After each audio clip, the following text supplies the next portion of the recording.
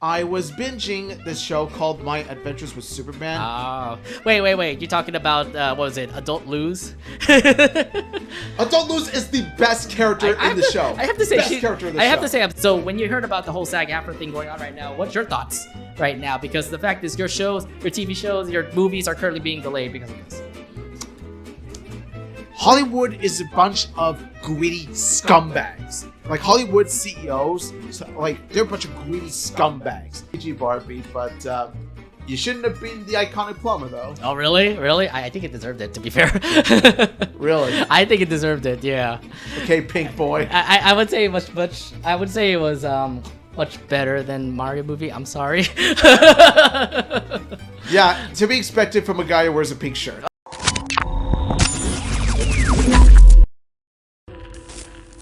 And welcome everybody to an all new Welcome everybody to an all new Anination Podcast episode. My name is Nate, and on my right here is Omid.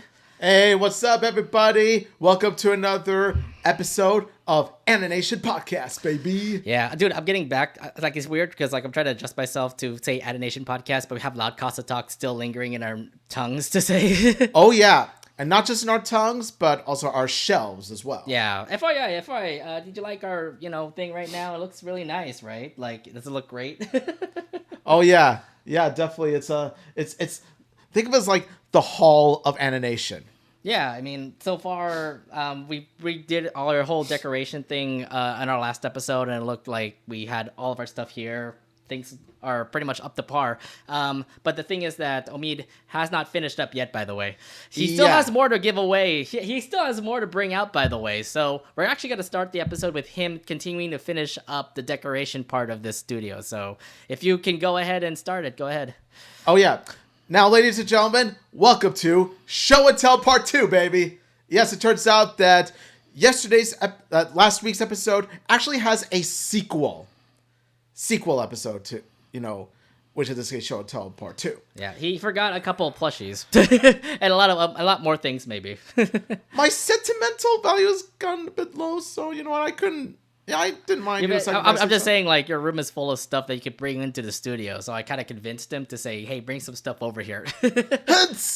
Hence why I brought these three lovelies right here. Okay, and so without further ado, he's got more plushies. So yeah, just go ahead, continue on going. All right, now first things foremost is of course we got the little tadpole that we all know and love from a certain show, and before my favorite character turned out to be the geeky gamer girl that I know and love today, there was one particular character. There was one particular character. She's currently staying over here in your booth, by the way. Yes, so, I'm proud to have her. Anyway, now, there was one particular character who was my favorite before she came along in season 1, because I felt that she was just like the most fun to watch, most, hyper active, the most energetic, and the most fierce as well. Out of all the planters. I said planters, I just kind of spoiled. Anyway, ladies and gentlemen, it is Polly Planter. Okay. Yes. Oh, so she's bringing in Polly Planter. She's not in her legs, by the way. She's in her bucket. Oh, she's still a polytoad, by the way. She's still a polytoad. It's like, it's before our baby girl got legs.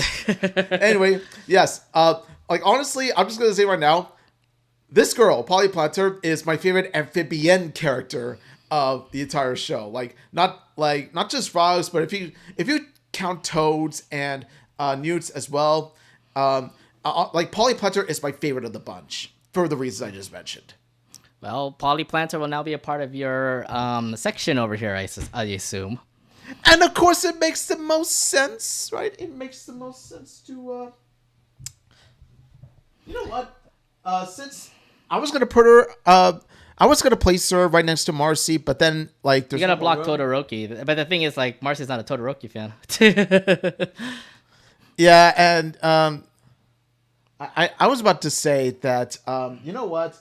I kind of fallen off of My Hero Academia anyway, so. Oh. I'm sorry, Todoroki. So wow. I'm sorry, Todoroki, but I love you, buddy. But your time has passed, and also, let's be honest. Polly Planter and Marcy do share the same show. So, honestly, she is going to be placed Oh, right over right over Todoroki. Can you just like remove Todoroki out of the shelf though, or are you just gonna leave him like that? I don't want to leave shadowed. You know what? I don't want to leave a boy like that. So you know what? I'm just gonna take this right here. And then what are you gonna do? I'm gonna place him with Mooncake. So he's gonna be down in the Mooncake area. Okay. Until further notice. And then you have, Polly's going to be with Marcy. So I have an amphibious... So I was thinking you have an amphibious section right there. Okay. Why are you bringing Polly this time around? Is it just because you wanted more amphibia love out here in the studio? Yeah, and also just by the fact of, like, I wanted to make sure that my room wasn't as cluttered with... so many plushies. As much as I love and adore my plushies, I want to make sure that there's a variety. I have way too many over the bed, over my bed. So I really have to actually sacrifice a couple things here and there. I'm actually gonna put another thing here, but I've totally forgot to bring it this time around. So next episode, you'll see more plushies over here in my section. So that's gonna pile up, and I'm pretty sure I'm gonna put a wall scroll behind me so y'all can see all the other things that I like as well. Yeah. Sacrifice your plushie. There's too many white out here. Like, there's a white wall over behind you and a white wall behind me. So it's like we need to try to decorate a little bit more with posters or something so that we can at least tell them hey, we have a lot of stuff when it comes to animation. It's the reason why we have this podcast. Sacrificing your plushie from your your bedroom. It's sort of like not really that it's sentimental. I mean, it's like eliminating a Toll Drama player and sending him to the dock of shame. It's literally just like the same. I was feeling like it's more towards how you say, you spent a lot of money on this plushie, but in the end you have to sacrifice it to whatever you think it feels good. Okay, so you might say you like certain shows, but then you can also show it also in your podcast, that kind of thing. Yeah. So true. yeah. But yeah, I mean, that's awesome that you sacrificed Polly this in your room. Now she's over here in the studio, so everybody can see her every week. Ladies and gentlemen, give it up for Polly Platzer, our star of the show for today. Yay. Okay, but there's more. What are you talking about? You said you have more people coming. Yes, I did have more, actually. Yeah, you said you have more people coming to the studio. Along with Polly Planter, here comes our next star. Our next star is going to be another cute character from another Disney cartoon. Ladies and gentlemen, you all know him as the little demon we all know and love, voiced by the legendary Alex Hirsch, King. Oh, there it is. Yes. King will be taking over. Oh, man. I thought that was actually scripted, so we can actually say King right there. It's just a gold plate. Yeah, but we all know it's King anyway, so ladies and gentlemen, bow to the King. Bow to the King. So why would you... I'd be like... Let's go. It's like Lion King now. Is he what he's doing right now? Just doing some Lion King stuff. He's not Lion King. He's Lion King. Okay. So King is gonna be a part of your plushie collection over there. Yes. What made you want to sacrifice King this time around? Oh, like I said before, along with it's similar reasons to Polly Platzer, where as much as I love and adore this little demon, my little demon buddy, my boo boo buddy, I sort of figured that, I needed to make more, make my room less cluttered. So, and of course, King wants to be the star of the show, just like Polly Planter does. Yeah. Not only that, King wants to rule the Anination Podcast room. He wants to be the king of it. And no, so what? He's going to be on top right here? Let Luann and Luna just stick with King or something? And you know what, my good sir? You're going to get your chance. So he's going to be on top? Is he going to be on top of everything now? Because it makes sense that a character named King is going to be king of the world. Or more of the king of the... Or more like the king of the, the top of the shelf here. Yeah, there you go. That works. Top of the shelf. And, of course, King gets to be beside the Lumity poster. So. Oh, yeah, that's right. The Lumity poster's right over there, too. Yeah, so, King is now a part of our, our studio now. Omid sacrificed that for, to make it look good for our studio. Looking good, man. Looking good. I mean, to say the least, it makes us both love, like I said, Owl House and Amphibia. We get it. Both shows are great. Kind of sucks that both are gone. But, no. Both are gone, but they were gone in a good way because both endings were absolutely amazing. Both endings were absolutely amazing, but let's be honest. One got screwed over badly, the other didn't. Yeah, it's unfortunate. Disney, I don't know what you guys did, but Amphibia actually ended up doing well. It's just that at least Owl House ended up doing really well as well for an ending. Mm-hmm. It would have been better if it actually took longer than just a couple of montages. Exactly. They needed to expand upon, certain arcs of the story. They needed to expand upon certain characters. Like, Basha, for example. Like, she had potential to be a legitimately redeemable character, but her redemption came off as a bit forced, in my opinion. It kind of sucks because like that second episode doesn't make her look better. Exactly. It just made her look like a better. She wanted to be like the baseball player, whatever kind of like sport it was, but she wanted to be the best player in that team, and then it kind of sucks. Cause like I hate the way that she ended it with like, was it Amity? Like, just for the love of Amity or something like that. Yeah, like, be part of my when team. did Basha turn into an Amity simp? She turned into an Amity simp. It's weird. It's weird. Yeah. Anyways, we can talk more about Owl House and Amphibia later on in a couple episodes, but it's just awesome that we at least show the fact that we love Amphibia and Owl House here. So yeah, King is now part of it, and yeah, I don't have much Owl House stuff. I think we're gonna bring that later, maybe next week. Who knows? I have more. I have a lot of Owl House stuff. I could bring it over next episode, but yeah, we'll do that later. You said you have one more plushie to bring out? Yes, I got one more plushie. Coincidentally, after King comes another card. You know what I mean? Like, Nate, when you play a deck of cards, what comes after King? Ace. See, that's a card. That is a card that I wasn't thinking of, but yeah, because they're. I know what the card you're talking about is, but the thing is that that's a wild card.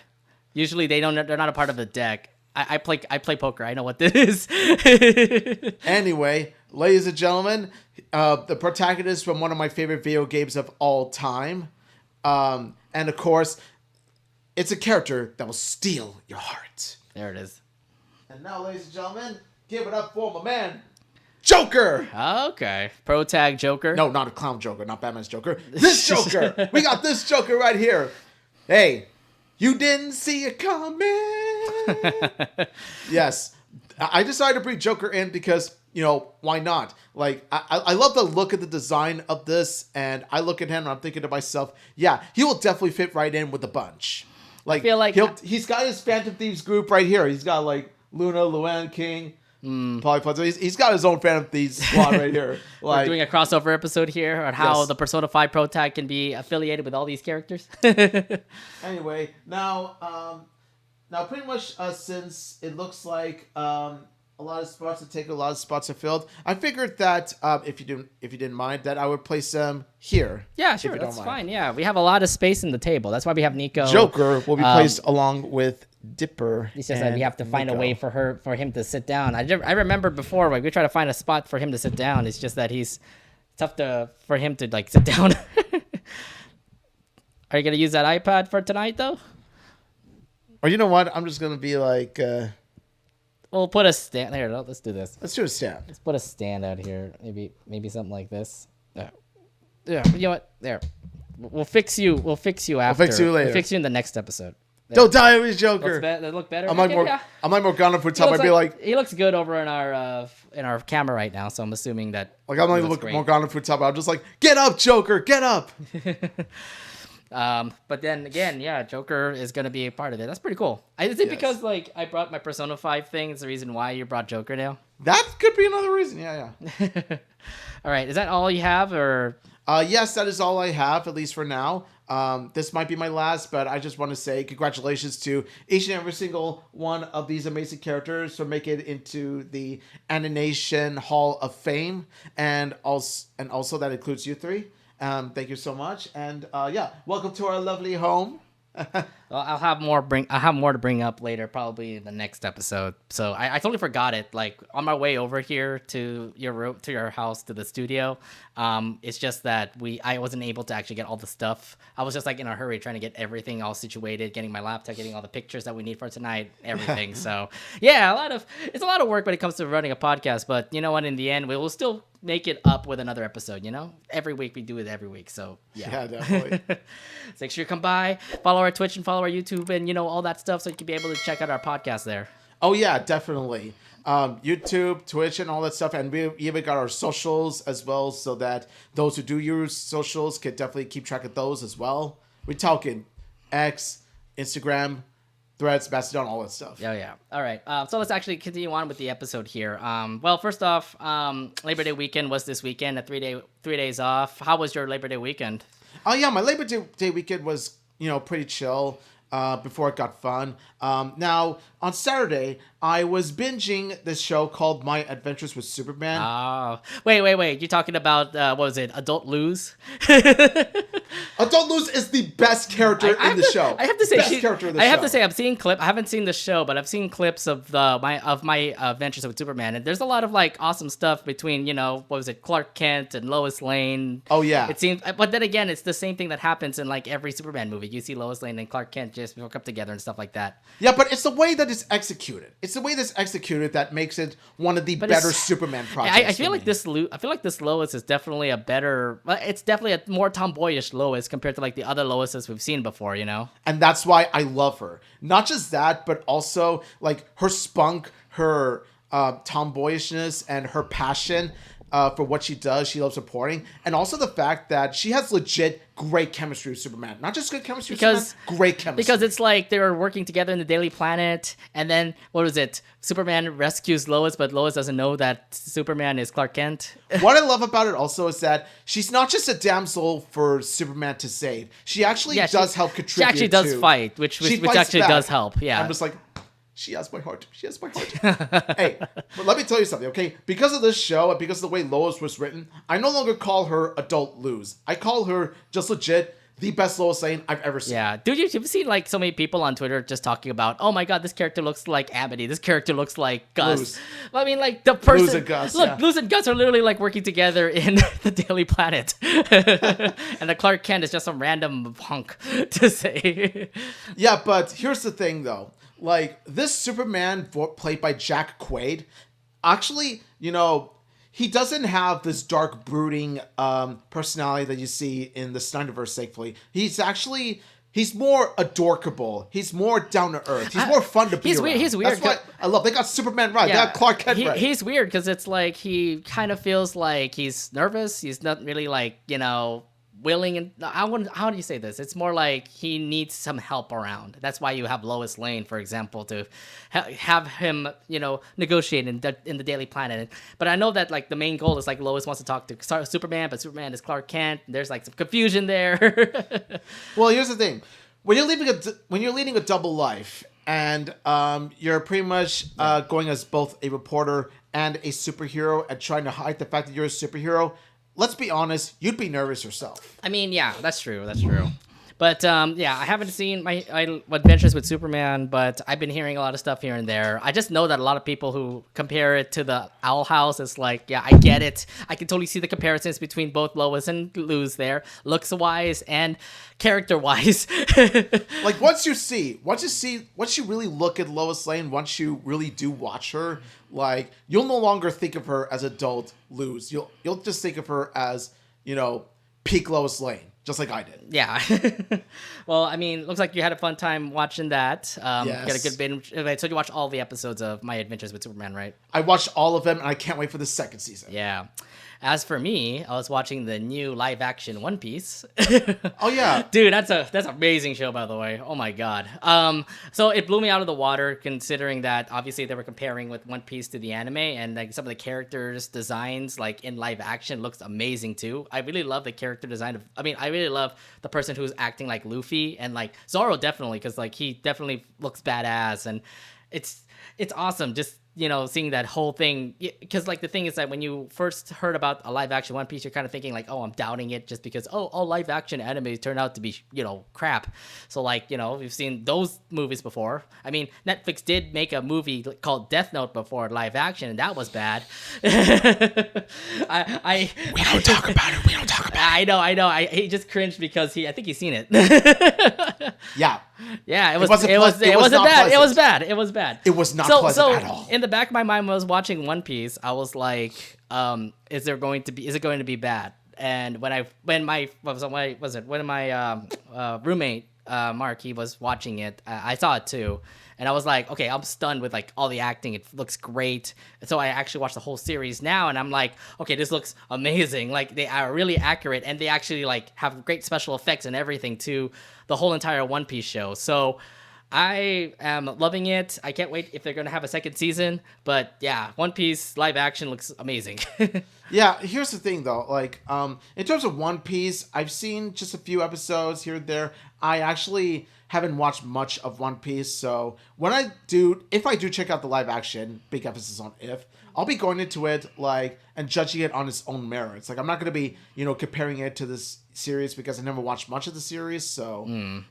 No, I mean, I never watched much of the series either, considering that it's over 1,000 episodes. Like, it's way too long. Yeah, no, it's way too long, and I'm not gonna see it, obviously, just because the anime is just way too long. So I like the whole fact that, like, in the live action, you get to see how Luffy meet up with everybody. You get to see how Luffy met up with Nami, with Zoro, with was it Sanji and Usopp? Those main characters that you know from One Piece, and all those people that they're cosplaying and stuff like that. So, I mean, I was kind of wondering what made One Piece so popular. I mean, I grew up with One Piece via 4Kids.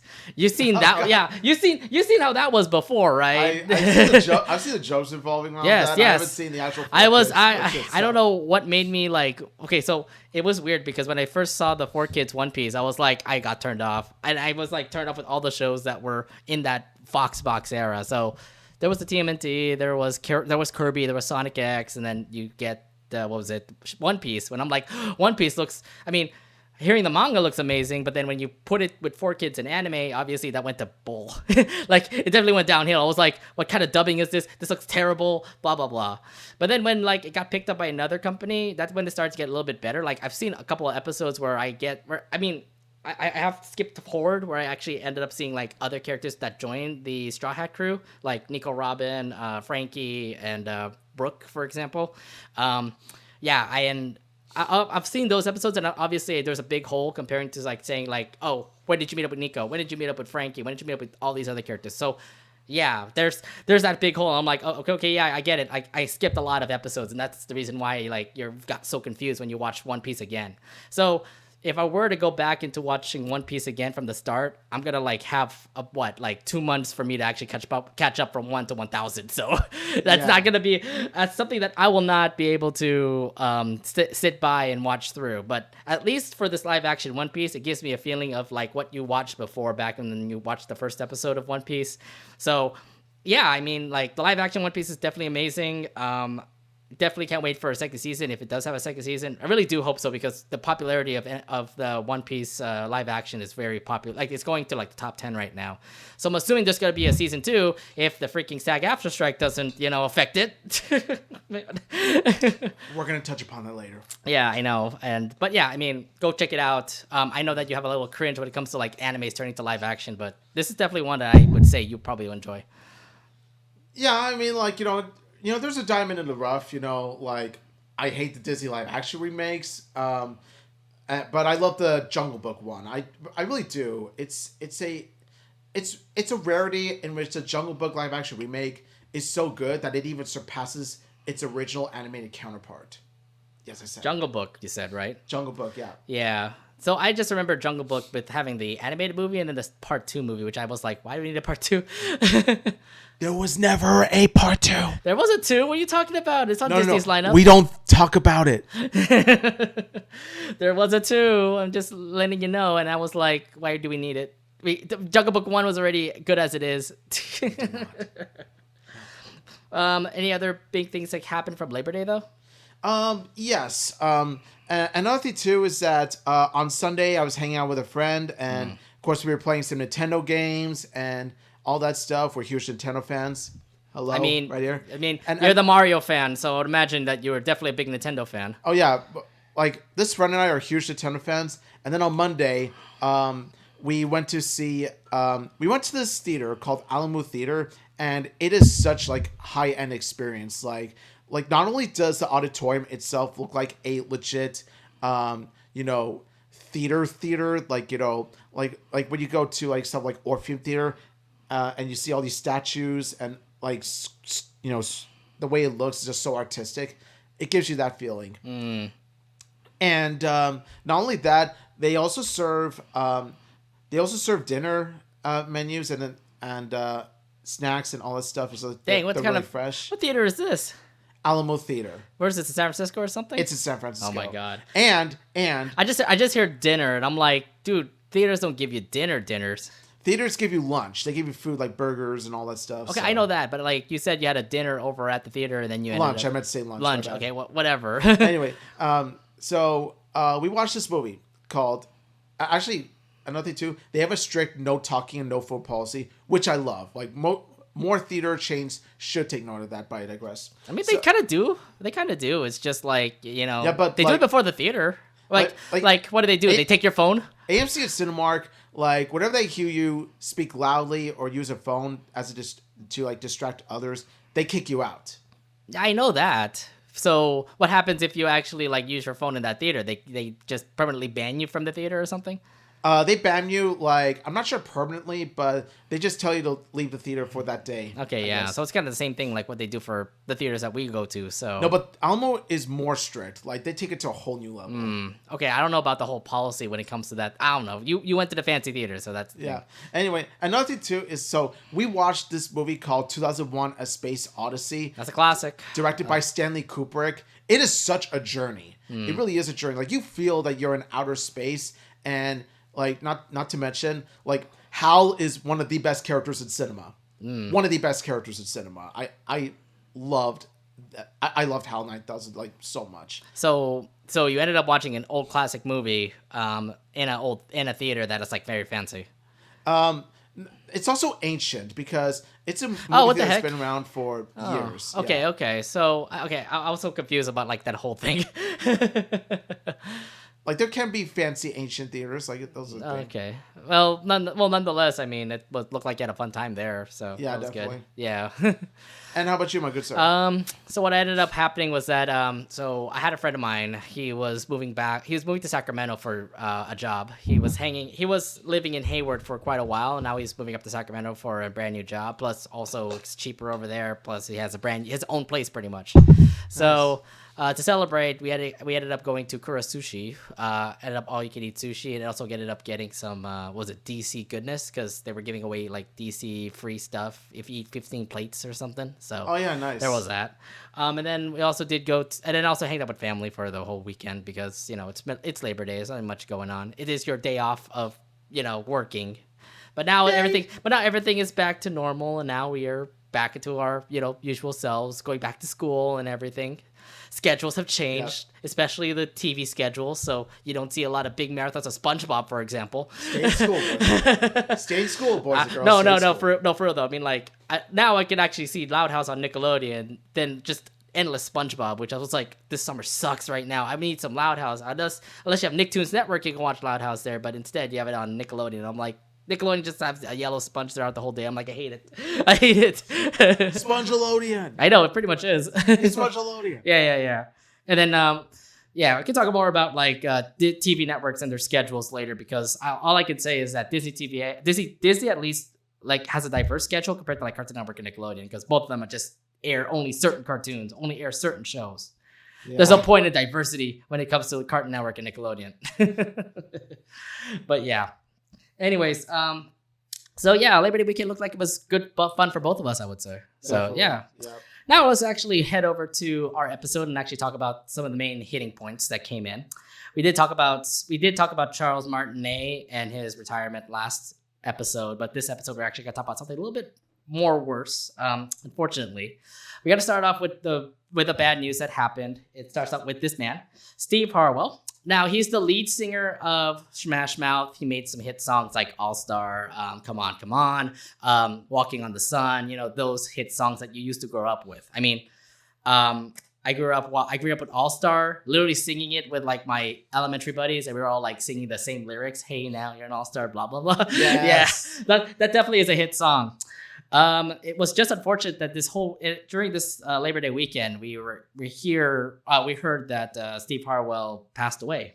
Yeah. According to the causes, he said he died of liver failure. And that actually did strike us, considering that he was a part of our childhood. Yeah, definitely. Now, Omid, how big was it of an impact for you when you heard about the news? Yeah. Like as a Shrek fan myself. And as someone who's been listening to All Star, for years since childhood, this really did hit me hard. This really did because All Star is just one of those go-to karaoke songs that I could just, sing in karaoke. Like, honestly, it is that fun to sing to. And like my childhood was so different because I remember whenever I would watch Shrek, I would sing, always sing All Star and I'm a Believer. Yeah. And like, and I find myself jamming to those songs. Dude, I just remember Shrek 1. Like, all the Smash Mouth songs were there. I'm a Believer was the ending song, and you get to see All-Star begin. Like, seriously, all the memes that came up were like, somebody wants to, like, see them opening the busting door and stuff. I just see so many, like, memes of, like, the song coming up, and then he just, like, bursts open, like, the Shrek thing. And then, like, you see a lot of other memes come up for that, too, as well. But dude, that's a hit song for sure. Definitely. Yeah, like I said before, I remembered like in elementary, after watching Shrek, listening to it all the time. And I think it was also in the radio all the time as well. So whenever the song comes up on the radio, I think like me and my friends would just continue to sing it. So it's like somebody wants to, that whole lyric and stuff like that. So there was the minute it hits somebody, the moment it hits the body song, you know that you're in for a good time. Yeah. So the thing is that there are a lot of chances. Okay, so here's the thing. Like, there was a lot of chances for me to actually watch Smash Mouth. There were actually free concerts in the Santa Cruz Beach Boardwalk, if you heard about those before.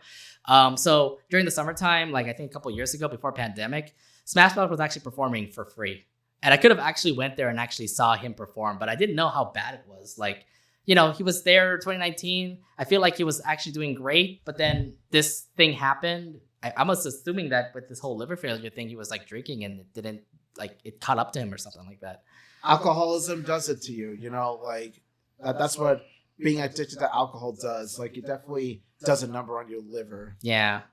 So, yeah, I mean, what more can you say about this man? I mean, I just want to say, may he rest in peace, and thank you so much, you beautiful legend, for making an impact on all of our childhoods, especially with Shrek. I just want to say, like, you are an all-star in all of our hearts. He definitely is an all-star, and he's now in the stars, unfortunately. I hate to say that. I hate to say that, man. I know. Hey, why you have to say that, man? Why you have to say that? I know, it hurts. I don't know what to say, but it's, yeah. But yeah, it really sucks to hear that Steve Harwell died, just with all the things that he's done from Shrek. Even Kim Possible, he was also in the show Kim Possible singing the one song, Come On, Come On. I remember that whole clip where he was performing for a little bit. I think he only did one line, but he did sing in that episode, which I thought was just awesome. So if anything, he did impact our lives, like growing up with all the movies and all the things that we've listened through and all. So yeah. I don't know what will happen to Smash Mouth now because their lead singer is pretty much passed away. Let's just say that. Do you think there will be? Do you think there will be a band again or something? I mean, the future's unpredictable right now when it comes to the band Smash Mouth. Let's just say that Smash Mouth will never be the same again. I'm just gonna say it right now. Smash Mouth will never be the same without Steve. For real, yeah. I would say the same thing as well. All right, well, yeah. With a somber note, yeah. Thank you very much, Steve Harwell, for all you've done. And rest in peace, my friend.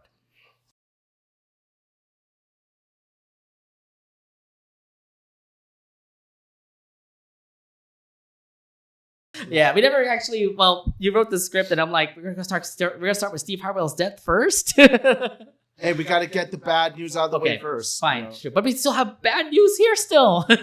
We have more things to talk about that are also bad as well. That's what I mean. More bad news. Get the bad out of the way first before getting to the good. I guess, yes. We could go ahead and continue on with the next news here.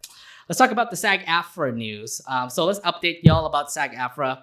There is still no negotiations going on. The owners are definitely are terrible right now.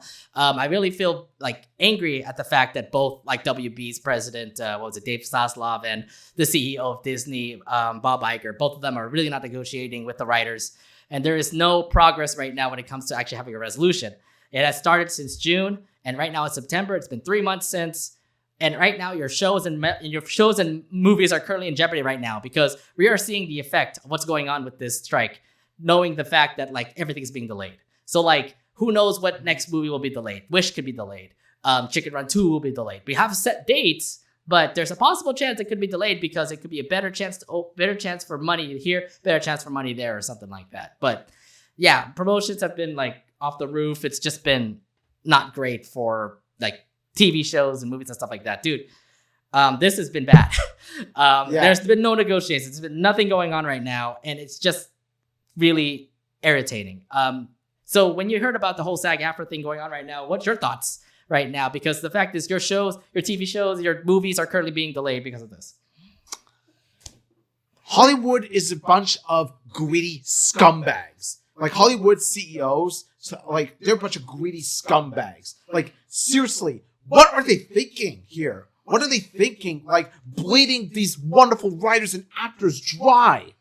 And not to mention the fact that they're soon going to replace them with AI. I'm just like, oh, God. No, you do not do that. I'm just do that. No, I'm just sad because, like, AI is the one thing that is, like, pivoting the whole entire thing. Like, I get it. AI could be a smarter things to use. Like, we get it. ChatGPT could be the future of everything. But it just stinks because, like, you technically are taking all the writers out and putting AI as your, like, main person of, like, writing. And it's like, ugh, that affects all the writers because, like, they have bright ideas. They can bring it up to, like, another person too. It's just that this kind of technology is kind of ruining everything. And it's like been the main thing of the reason why, like, these companies are not, negotiating with the writers and things like that.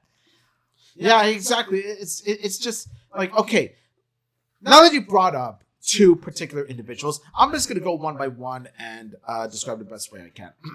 Okay, first of all, David Zaslav has no business being a CEO. He does not know how to run a company like at all. Look what he did to What About Discovery. We now have Max. And then you're taking away all of, like, the Cartoon Network shows on Max right now. Like, honestly, that dude is the reason why Warner Bros. Discovery is in such critical debt.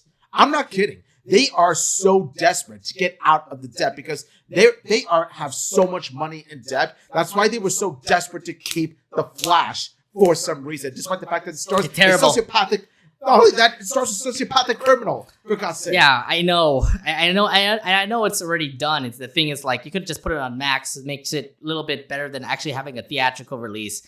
At the moment, we're going to talk about this later, but I mean, The Flash is a terrible movie anyway. So, yeah, honestly, the more I think about it, the more I realize how flawed and bad it is. Like, it's just, it is something that I enjoyed first view because, well, it was a fan access. But yeah, the more I think about it, the more, yeah, it's actually kind of a mess. It's a big mess right now. I understand, like, they are at least able to break some, like, movies out. But the thing is, like, I've seen that already. Gran Turismo was supposed to be out early August. Then it came out late August. So I'm like, why was that?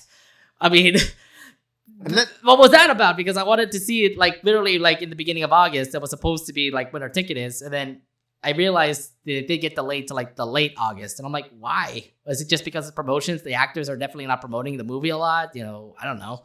Yeah, honestly, it's pointless. Everything David Zaslav proved is pointless. But that's pretty much unlike Bob Iger. Oh, I'm pissed. Bob Iger. I thought Iger would actually rescue Disney, but he's making it worse now. I've been hearing rumors that Disney could be sold to Apple, and I'm like, no, what are you doing? Keep it like a free business. No, see, Bob Iger was actually onto something. He actually was trying to prove a point, and he proved that point very well. He actually proved very well that there was no such thing as a good Bob in Disney. There's no such thing as a good Bob running Disney. It's officially. Yeah, honestly, both Bobs are bastards. Both Bobs are bastards. I thought, what was the other Bob's name again? It was Bob Iger. Chapek. Bob Chapek. Yeah, Chapek. He's definitely. It's weird because, like, Iger definitely made an amazing, like, run when he first went to Disney. Then Chapek came in, made it worse. And then when Iger came in, then it made it worse because of this whole writers negotiation stuff. And I'm like, God damn it. I didn't expect. I thought Iger would make things better because that's what our hope was. Because, like, remember when we went to D23, Chapek was there. He was the CEO still. And we kind of, like, are angry with him. We kind of booed him off stage or something. Not really booed him off stage, but we booed him whenever he appeared.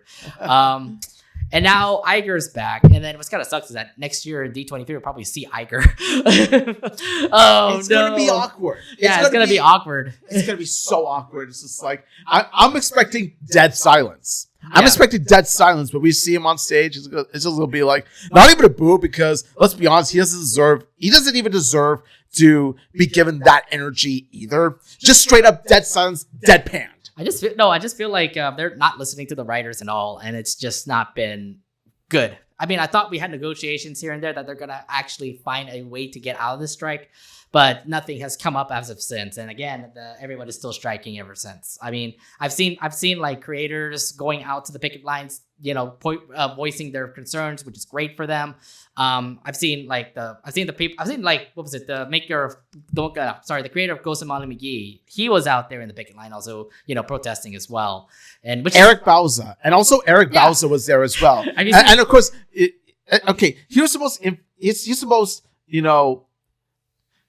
the most iconic part of Eric Bauza's, involvement in the strike.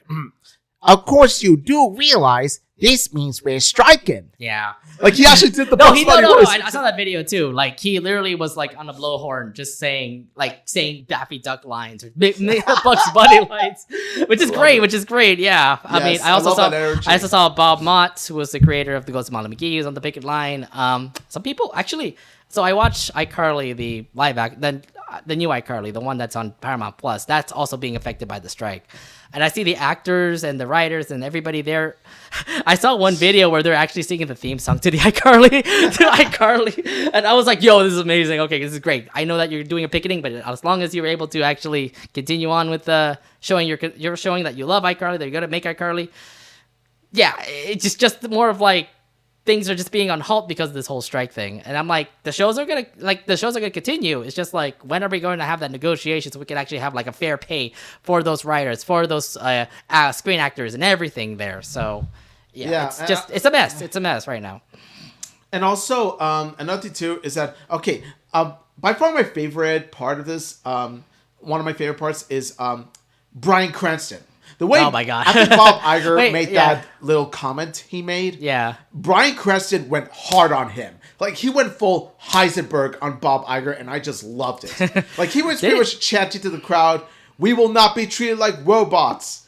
Like, we will be treated as workers," and all that stuff. Right. "You will not take our jobs." They're just like, yes, my man Bryan Cranston, love him. I think Aaron Paul also did come onto Twitter talking about it as well. So there's just been, here's the thing, actors and actresses are doing well, doing their part as well to have all the writers and actors, like everybody who's working behind the scenes in the show, have the fair pay. So if anything, they're also helping when it comes to, voicing out their concerns. It's just like I said, the CEOs are just being idiots right now. And now you don't see much shows anymore. Yeah, greedy idiots. Yeah, they're really greedy and stuff. So yeah, I mean, shout outs to Eric Bauza, Lara J. Miller also. She was also a part of the picket line as well. She was doing some helping out there as well. But yeah, it's just a mess right now. So not a lot of your shows are going to be coming out, and not a lot of your movies are coming out as well.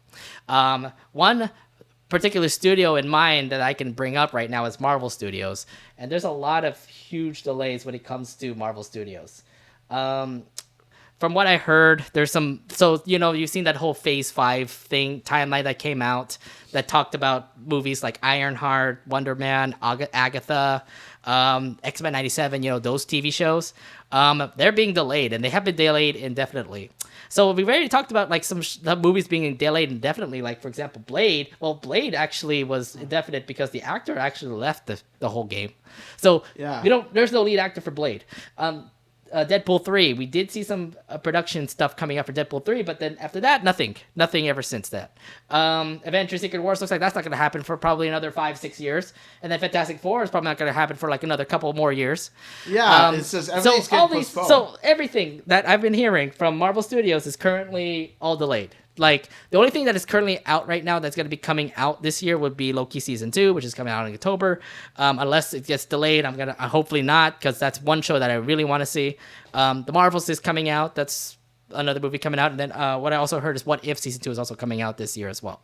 But after that, there's no Marvel movie that I'm thinking that is going to be coming out real soon. So expect delays of, if this is going to be the thing that's going to be happening to like one studio, it's probably going to go to a lot of studios as well. Yeah, honestly, the one that hurt me the most is Deadpool 3. I remember seeing... You see Hugh Jackman in the Deadpool 3 trailer, and I thought to myself, yes! We're getting Wolverine and Deadpool done right together in one movie. Yes! Bring it, let's go, baby. But, unfortunately, that happened. Yeah, unfortunately that happened. It's crazy because, like, what's it? Ryan Reynolds brought up it's a teaser pretty much that talked about, like, hey, Hugh Jackman, do you want to be part of the movie? And then he's just like, yeah. That was the one thing that I saw from that one teaser that Ryan Reynolds brought out. And I'm like, yes, okay, cool. We got a Deadpool 3 with Wolverine, but we're not going to see that in a while, are we? Unfortunately not. Yeah. I'm so upset that there's no negotiations, but now I'm just sucks because, like, here's the thing. Marvel Studios is kind of like in a draw right now, considering that their movie lineup has been kind of iffy. Yeah, they have. If anything, Guardians was the one big movie that I think was great. I'm hoping the Marvels, like, fingers crossed, actually becomes a great movie too, because I do love, like, all the actors and actresses in it. Miss Marvel was a good show, I would say. But yeah, I mean, like, Miss Marvel, great show. Captain Marvel, not so great movie. Okay, but hopefully redeems herself. Hopefully redeems herself. But yeah, I'm just like, maybe it would be good for this, just because maybe they could, like, rethink about it. Maybe have a good writers come in, like the writers that are striking right now, and actually have them work on these movies. And in the end, you'll probably have a better lineup for Phase 5. We can only hope. Yeah, I mean, we can only hope, but still, I don't know. Okay, so.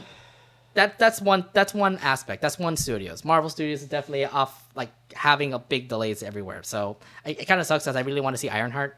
I want to see that new Iron Man woman coming out. Yeah. Yeah, because Iron Man has always been my favorite MCU character and my favorite Avenger simultaneously. So yeah, seeing Ironheart like being the next, seeing the next Iron Man to come after the original Iron Man sadly died, Avengers Endgame. I like to see that. Like, to see, like, I mean, we've seen a preview of her over at Black Panther, the second Black Panther, actually. Yeah, she looked great. She looked amazing. Now put it into a movie, and hopefully she ends up becoming, the next Iron Man. Or Iron Woman. Iron Woman. That's right. That Agatha show is also coming out as well. That's also being delayed. To be fair, I mean, it came from, what was it, WandaVision. So, I mean, to be fair, she's a good villain, right? You would imagine, like, she'll become a great villain, but she has a Disney Plus series coming out soon for that. Yeah, here's the thing. Like, Agatha, she's got her show coming up, but then again, considering who's been messing up everything, it's been Hollywood all along. Yeah, there you go. See, that's what I was waiting for. It may actually be delayed as well, so you never know. I don't know. So these movies coming out next year, which is coming out at the end of the year, like Wish, for example, Chicken Run 2, that's coming out in December. This Justice League movie coming out soon, and I think it's on Max. I might be wrong on that. And then also Migration, which is the new Elimination film that is also coming out at the end of the year. Is there a possible chance they could be delayed because of these SAG-AFTRA strikes? We don't know. Now in terms of Chicken Run 2 and Wish, I hope those don't get delayed, because for different reasons, I'm very hyped for both of them. Wish, because, like, it's Disney and that stylized animation, like reminiscent to Spiderverse and all that stuff. So yeah, honestly, it's the best of both worlds. And Chicken Run 2, it's a sequel to what I consider to be one of, if not my all-time favorite DreamWorks movie, Chicken Run. I thought Aardman, isn't it an Aardman film? It's Aardman, and it's under DreamWorks also. Oh, so is this a DreamWorks film then, right? Yes, DreamWorks. Have you seen the trailer, by the way, for that movie? I've seen the trailer, and it looks so futuristic. They expand upon it turns out it was weird how, like, the whole movie revolved around the chickens trying to break out of the farm. Now they're trying to break in for some reason. I don't know. I mean, it's been a while. Like, what, since 2000 or something, since Chicken Run came out? Yeah, and spoiler alert, there's actually Mrs. Tweedy returned. Oh, what? Somehow Mrs. Tweedy returned. I'm thinking to myself, Mr. Tweedy did leave her for good. Like, Mr. Tweedy, there was no Mr. Tweedy in the trailer, so I'm thinking to myself, wow, good on Mr. Tweedy for divorcing her. So it's so weird because, like, I have to watch Chicken Run again. I don't know where I can be able to watch it, actually. If it's DreamWorks, I'm assuming Peacock has it. Yeah, there's gonna be more information to come. Yeah, but the trailer did come out this week. It did Netflix. I assume it's Netflix. I could be wrong. I don't know, but yeah, I mean, I really hope Wish does have that release date of November. It does look promising. I really hope they just keep it on that date and hopefully don't delay it. They'll make it to like December or January because you're missing the mark because you promoted the heck out of Wish being a part of your Disney 100 thing. And if you actually like release it in January or February, you're already missed the Disney 100 mark. So it's like ironic you say that, given it how Bob Iger was one of the worst things. Yeah, like it's weird because you have the best of Disney, like, and then the worst of Disney. Like the worst of Disney is the SAG-AFTRA strike right now. Like you got Bob Iger like pretty much contributing to the greedy Hollywood CEO plot. You know, so I don't know, man. I'm just so. That makes it even more awkward. Look. I am a huge fan of Walt Disney Animation and what they've been making so far, and Wish looks to be a very promising film. So I really hope that. I know last year's movie Strange World was a bomb. Was it really a bomb? Oh yeah, yeah. So I really hope when they pick it up for Wish, this is going to be their 100th. Knowing the fact that this is for a Disney 100 thing. It looks promising. It looks promising. I mean, the lead actress looks great. I mean, Chris Pine is in this movie. Alan Tudyk is in this movie too. So yeah. Zachary Levi is a Chicken Run. Chris Pine is in Wish. So you got all these like all-star actors, in these movies. So yeah.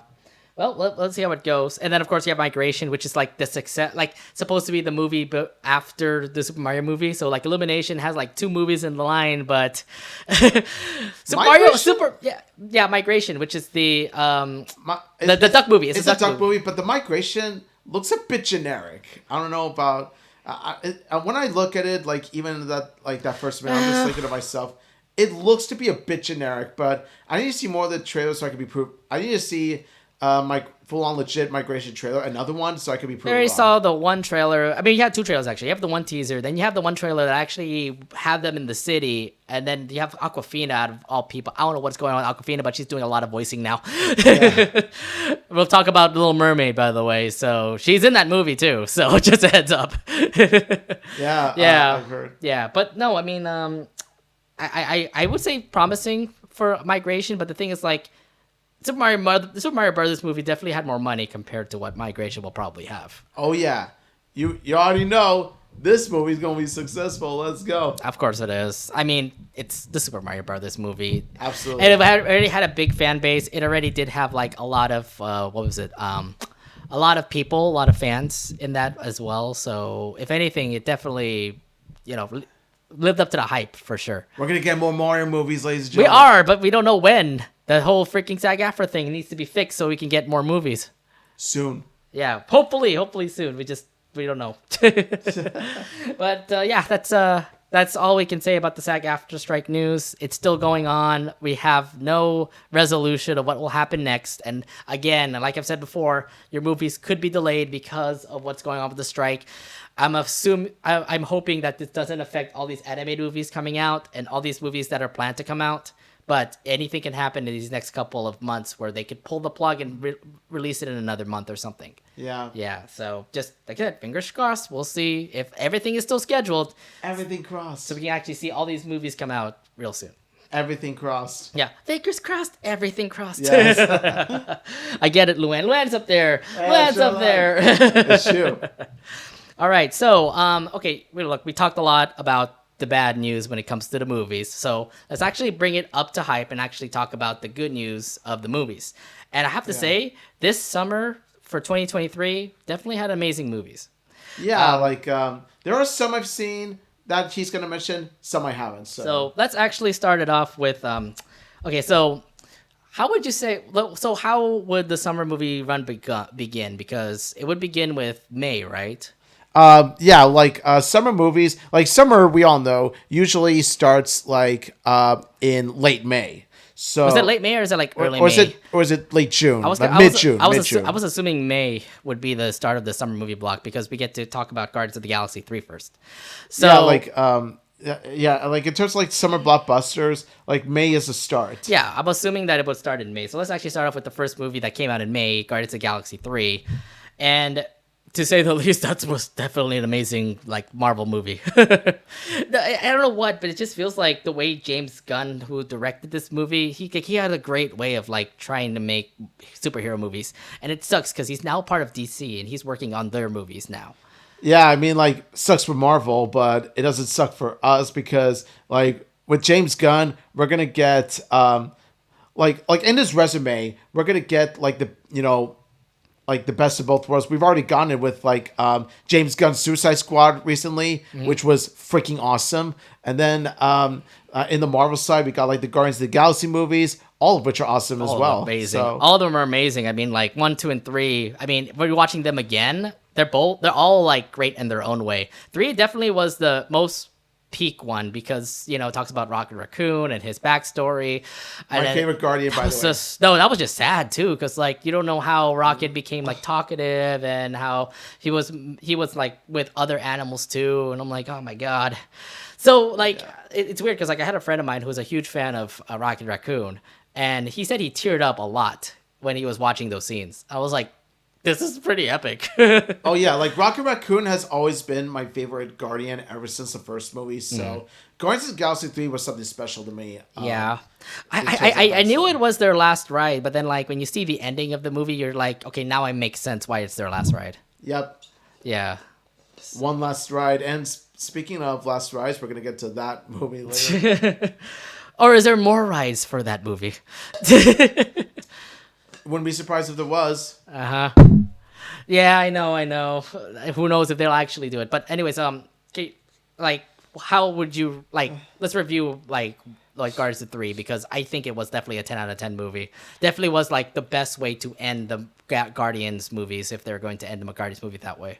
I think so too, and also I liked how Peter Quill's relationship with Gamora ended because you do see that. Well, it's weird because like that version of Gamora is with the Ravagers. Yeah, and you can see how happy she is with the Ravagers. She belongs there, even though she did team up with the Guardians in that movie. The Ravagers are still family to her, so. That's what I love about Peter Quill's character arc is that it's him having to come and accept the fact that he and Gamora are no longer going to be together. Yeah. There is continuation coming up. I've seen the end credits of was it Guardians of the Galaxy 3, and it tells me that there's gonna be obviously like well look, we're gonna put spoilers here, okay guys. I'm not gonna say much about it, but everybody's split. Like everybody's doing their own way. Peter Quill went back home, and then you see a new version of the Guardians come out with Rocket and Groot doing their own thing.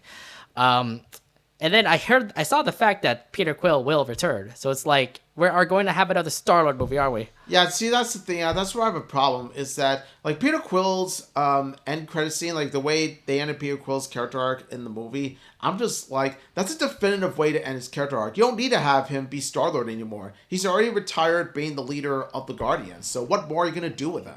I don't know. Maybe he gets called in for another like task or something in the galaxy that he needs to be a part of. Who knows? But nonetheless, it was a great way to end it. I do love Guardians 3. It definitely was an amazing movie.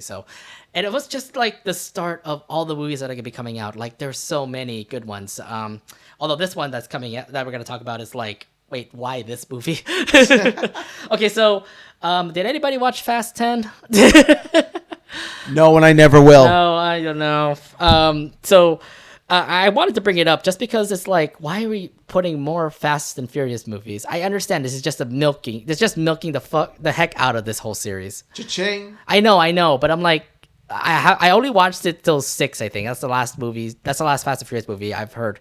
That's all you need to see. But then I've seen like stories of like them going to outer space, going like jumping on a plane, and then I don't know what happened in 10. Maybe somebody could tell us here, but I don't know. I haven't seen it. I haven't seen Fast 10, but look, it's just more of like people with adrenaline. We get to see Jason Momoa now being a part of the crew. It's so weird. What started off as a movie about racing ended up being a huge cash cow up to a point where like they pretty much like pull whatever like and put it in the Fast movie. Like, honestly, I wouldn't be surprised if there was a Fast and Furious 11 in which it takes place during a zombie apocalypse. That's probably gonna happen. Watch the Fast movie take place in a zombie apocalypse. That's probably gonna happen just because, it's what Universal is doing right now. I guess this is their way of getting money. I don't know. I don't know if it's that successful. I mean, like I said, there's no point in the stories anymore. I mean, you just bring in big superstars and let them have their movie. So, like, you get, what is it? You have Jason Momoa in 10. Now you have John Cena in 9. What's next? Sylvester Stallone in 11. Don't you dare, man. Don't you dare. I'm like, Rocky's too good for Fast and Furious. I mean, who's next? What was it? Michael B. Jordan? He might be the next one. The tough people are coming out for 11. Robert Downey Jr. being somehow incorporated into Fast would be something. I don't know. It's just so weird when I see Fast movies now. If they're gonna, I've been seeing in our comments that there's gonna be a Fast and Furious 11 coming out in 2025 or 2026. So. That is, if the strike doesn't delay it. If it doesn't delay it, but if that is going to be the date, then nonetheless, there's still going to be an 11. So it's like, stop it, guys, stop it, Universal. I know that this is your money, this is your cash grab right now, but please stop it. This is getting useless. I'm not liking the story of Fast and Furious right now. There's no story in Fast and Furious right now. All you're doing is just rescuing missions and stuff like that. Here's the thing: they should have stopped long ago. It's the past point of no return at this point. Exactly. But they're continuing on with it. You're giving Vin Diesel still be a part of the movie, and then another big tough guy being a part of it. You still have Tyrese in the movie, you still have Ludacris in the movie, so it's like, oh, okay, fine, we'll just do more racing then. Ridiculous. I don't know. Fast 10, I look, they're gonna have 11, 12, 13, I don't know, but I'm not gonna be a part of it. If anything, I'll just be there just saying like, oh my god, there's another one, and another one. But Fast and Furious is a family picture. Family.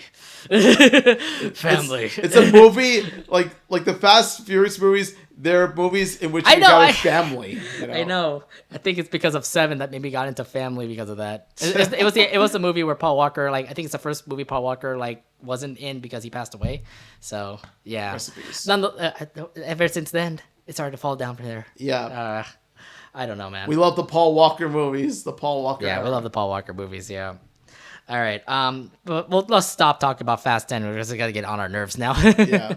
The next movie that actually comes out is The Little Mermaid, the live-action Little Mermaid that came out. That movie, by the way, look, I understand some people are kind of critical about it. I know you are a little bit critical about it. Very. I say it's not bad. They did a really good job when it came to like the acting and stuff. Like Halle Berry definitely. I'm sorry. Is it Haley or Halle? Halle Bailey. Halle Bailey. Sorry, Bailey or Barry?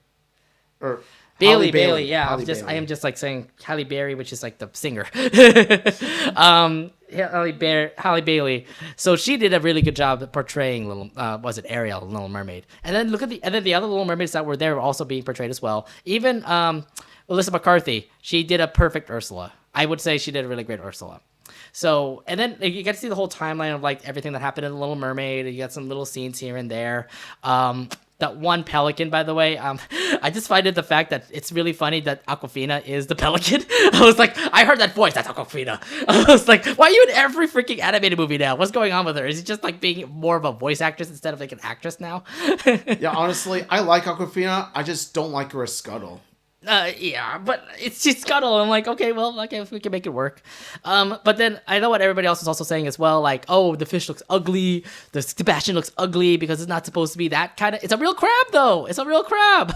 That's how it's supposed to look. It's still uncanny. The problem was that it still looked uncanny because Little Mermaid to begin with was supposed to be a charming animated movie that had sea creatures in it, and the sea creatures were supposed to blend in along with the atmosphere and the animation of The Little Mermaid. The Little Mermaid, when you translate it into live action, and then you see the sea creatures looking like that, yeah, it's very uncanny. I know, and the thing is that they still made it work. To me, like it looked like the movie was still able to make it work. So, I mean, it's not the best movie out of the summer. That goes to another one that we're going to be talking about later. But yes. I'm like, this one is still not bad. I give it, if anything, I give it like a 7 out of 10. Like, it's a good portrayal of it's a good live action portrayal of what Little Mermaid was. Like, it's a great animated movie. But, like, I understand, like, some live actions tend out to be really bad. You could look at Lion King, for example. That was a terrible one. But I understand I don't know why Disney continues doing that. I kind of hate the fact that they're doing live actions. I mean, they're doing live actions of Moana and Little and Stitch coming up soon, and I'm like, why? Why Moana? Why Moana? Moana came out in 2016. So why do we need a Moana live action remake? We don't. Exactly. Yet Dwayne The Rock Johnson kind of promoted it. I'm like, God damn it, you are in the movie too. It's not even a decade old, seriously. Yeah. Oh, and the other thing too is like even the voice actress of Little Mermaid was actually in the live action movie too. When me and our friend Jess, like when we watched it together, both of us, I think she pointed it out, like, oh my god, it's her! Oh my god, it's her! And I'm like, oh yeah, it's her! And then we're all freaked out. I'm like, oh my god, yes, yes. And also the fact that she also did voice in the Loud House. That's all like side fact right there. But yeah, I mean, are you even gonna think about watching Little Mermaid or not? You know, when it came out in theaters, I thought to myself, I have no desire to see it in theaters. I'm not paying a single cent to see it. Look, it's going to be on Disney Plus. It's on Disney Plus right now. It's on Disney Plus, and it's one of those movies where if I'm in the mood for it, I'll give it a watch, but that's really about it. Like, just one watch to see what I think. That's in your opinion, but I say it's still a good movie. So, like I said, 7 out of 10.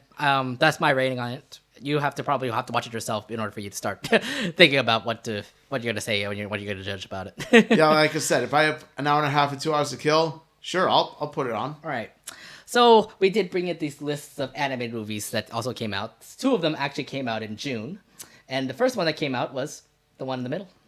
Yes. Spider-Man Across the Spiderverse. Yes. I'm gonna say right now, it's gonna win Best Animated Feature. I hope so. Definitely, like maybe 11 out of 10. In my ratings, because it was just absolutely amazing. The animation was flawless. The story was amazing. I was one of those people that kind of was surprised that there's going to be a part 2. I was like, it didn't end? I thought it was going to end. Oh, we're going to have Beyond the Spider-Verse. That's going to be the second part. I'm like, oh my God. It's going to be a trilogy, man. It's going to be a trilogy. We were all sitting down. Like all of us were like watching it. I think one of my friends were saying like, no, like screamed no. Because he was so pumped looking into the movie. He wants more. And then it says to be continued. I'm like, oh, what the fuck? And I was shocked too, because I didn't say it. I was shocked. I was like, I heard that to be continued line. And I'm like, wait, this is it? I was so like, oh my God, I was so shocked when I heard about that. Yeah, honestly, yeah. Across the Spider-Verse, like, before another movie came and took the spot, Across the Spider-Verse was my favorite movie of 2023. Mainly because of the fact of how it pushed boundaries when it comes to animation. Oh, yeah. And down to, like, the colors and all that stuff, and how vibrant they were depending on the scene. Oh, and of course, Spider-Gwen is Best Spider. Yes, she is. I mean, actually, yes, she is Best Spider. But then again, you have to look at all the other Spider-Men that were out there, too. I mean, Hobby. He definitely... Hobie was a great person. Oh, my God. He's like the rebel that I really would love to root for, you know? He's anti-capitalism, anti-establishment, and I love him for it. I would love to hang out with him more if there was more, like, movies about him, too. Taking a grab on the establishment, I salute you. Just remember, like, all the things that were said in that movie, too. Remember, chai tea is T. Remember, don't say chai tea. It's TT if you say it that way. Pavita Parker, yes. What the heck? Spider-Man. What did you say? It's chai tea. Chai means tea. They nailed it too. That was my favorite line overall from that. I'm like, what? Oh, and also the part where he was like, point out that there's traffic. I'm just like, there's the traffickers. That's India for you. Oh my God. Okay, so we did talk about Spider-Verse in episode 1. It says it's going to be delayed for like who knows how long, but at least give them that Academy Award, because definitely for best animated feature, definitely got to be go for Spider-Man. Yes. I don't see anything else that could beat it. Maybe that, but I was thinking maybe Spider-Man definitely going to read it out. It's just because it had a better story and everything. For me, it's Nimona. Well, maybe it could Nimona will be the closest thing to competition that Spider-Man has. Dude, Nimona is a good movie too, but it's like, can it reach that peak level of Spider-Verse though? It comes close. I don't know, man. I mean, that's a good movie to beat out, I would say. Yeah. But yeah, I mean, I could continue to go on and on about Spider-Verse, but definitely a peak movie for sure. Definitely. Yeah. Anything else you want to bring up when it comes to Spider-Verse? Like your thoughts about it when you experienced Spider-Verse for the first time? Like, honestly, the Spider-Verse movies are like my favorite Spider-Man movies, like, period. Like, the way that they are told, the way that they push boundaries when it comes to animation, the way that the characters are so well developed and so memorable, and the way that like Across the Spider-Verse especially made Spider-Gwen like my favorite Spider-Verse character, whereas in Into the Spider-Verse it was Penny Parker, because I felt like Into the Spider-Verse I really loved Gwen Stacy in that movie, but I felt like she was more supporting character in comparison to Across. Across the Spider-Verse, she played more of a main integral role in it, especially the first 20 minutes, which are Dude, that was actually good, considering that we talk about why, you know, was it Penny became... Oh, not Penny. Why Gwen became, you know, the Spider-Gwen that she ended up being, you know? Well, it's more along the lines of... Oh, wait, sorry. It's more along the lines of her, like, trying to pretty much cope with the death of her own Peter Parker. Well, that's right, yeah. And that whole first 20 minutes, and the fact that, like, her dad is even, like, a criminal, or not really a criminal, but it's more like, man, she's gonna take her own daughter down? He takes her own daughter down. I'm like, are you kidding me? He tries to arrest her, but thankfully, you know, Miguel and Jess do end up saving her, and they take her to, you know, these Spider-Verse. The League of Spider-Man, that's what I would call it. I forgot. Yeah, pretty much. But nonetheless, it's just... Yeah, no doubt. I think it was a whole nostalgia trip for all of us, just because we all grew up with a certain Spider-Man. Yeah. Dude, I felt like Spectacular Spider-Man, for example. Spectacular Spider-Man ended up making a cameo in that. Yeah, Spectacular Spider-Man. We also get to see the Prowler. We also get to see Insomniac Games' Spider-Man. That's one, yeah, that one too. By the way, I'm a huge fan of the Insomniac Spider-Man games, and of course, I'm hyped for Spider-Man 2. Did you like the fact that they also referred all of the like Spider-Man, like the Andrew Garfield Spider-Man? You get to see Tobey Maguire Spider-Man. Yeah, yes. They were all in those scenes too. They were well done. And they were all like apparently interconnected and all. I'm like, this multiverse thing is so crazy now. Yeah, like apparently like No Way Home wasn't the only movie to bring together Tobey Maguire and Andrew Garfield. Like this movie did it as well, but they did it like in much more smaller, you know, in more smaller scopes, to say. Like, right, you know. Right. Oh, man. I mean, like I said, I can go on and on when it comes to Spider-Verse, but I'm going to stop now before we can continue on. This is just a whole summary of 2023 summer movies, and we're already talking a lot about Spider-Verse. Yes. You got the other two to cover. One I have seen, the other I have not. It's so good, and I just hope, maybe when it comes to the Oscars, maybe do an episode when the Oscars come in. Obviously, we got to talk about who will win Best Picture, blah, blah, blah. Obviously, the Best Animated Feature is one we're going to bring up as well, and we know that we hope 100% that will get it. I'm really hoping that gets it, but yeah. All right. Let's move on to other movies that also came out in June. We'll actually start off with Elemental, the other movie that also came out. Now, have you seen Elemental actually, Omid? Yeah, I mentioned to you that I've seen Elemental. Oh, you've seen it? Okay, you've finally seen it. Okay, good. I thought you actually... So it's the last time I actually met you, not like a couple... Was it actually an episode before? I don't remember. It was an episode, an episode in which I mentioned... Yeah, I've seen Elemental, and I find it to be a sweet, charming film. Yeah, I would say this is actually not bad of a film. And the fact that, like, people said, like, this bombed. And what was... It did. It looked like it did in opening weekend. But then after opening weekend, it was a whole different story. Yeah, Elemental made a comeback. I don't know what happened. Maybe it's just because it was facing up against Spider-Man. So I was assuming, like, everybody's going to watch Spiderverse, obviously. And then when Elemental was still in theaters... People were saying, like, okay, we've seen a lot of Spider-Verse, let's move on to Elemental. That's when the numbers started to come in. And lo and behold, it actually did make a profit than what thought was a bomb, you know? Yeah, like, Elemental, let me tell you, like, now on opening weekend, it looked like Pixar was crying their eyes out because it's a bomb. But then after opening weekend, they were on fire. They were on ember. Elemental was on ember. Like ember, yes. I understand it. Now the thing is, like, dude, have you seen all the YouTube videos that came out? Like, Saberspark did a video that talks about, like, Pixar's bomb of Elemental. Even, Charlie made a video that talked about, like, the bomb of Elemental. And... then they had to, like, make videos again saying, like, hey, we came back. Yeah. It's like, oh. It's like, eat your words out. Disney Pixar's a stronghold, it's like guys. They said, oh, never mind. Yeah, exactly. Then they had to, like, make another video and retract their statements because I was assuming, like, their comments was full of, like, hey, Elemental's cool. Hey, it's a really good movie, blah, blah, blah. It didn't bomb. It made a profit, you know? They had to, like, go hard and make another YouTube video because of that. And I'm like, this is actually really entertaining stuff. Yeah. Because everybody doubted the fact that, Elemental was a really good film. And I said it was a good film. Me and Jess ended up actually watching it like the second week it opened. Like, I'm sorry, the week after it opened, and we both thought it was actually a really good film. So did I. Yeah, but you watched it later though, right? I watched it.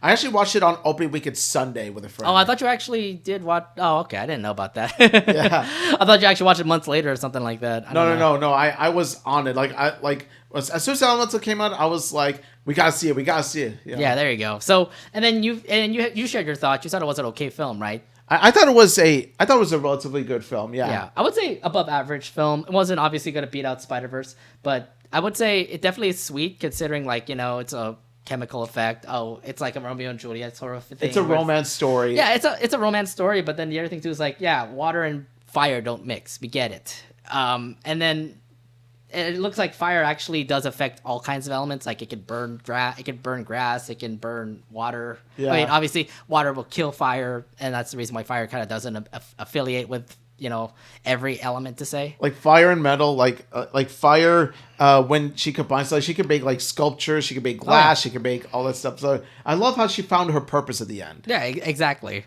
But yeah, I mean, I do love the whole romance thing also between him and Ember and Ember and Wade. Wade, yeah, that's right. Nonetheless, Elemental, I would say above average. It definitely was peak. I wouldn't say peak Pixar. I would say like in the average of what Pixar was making. Yeah, that's. And here's the thing: like, it's an original idea. Though some of the original ideas don't really become stellar or anything like that. I mean, nonetheless, I'd say it sucks. It's weird because like. You do end up we are going to have an Elemental series according to what Disney and Pixar are saying.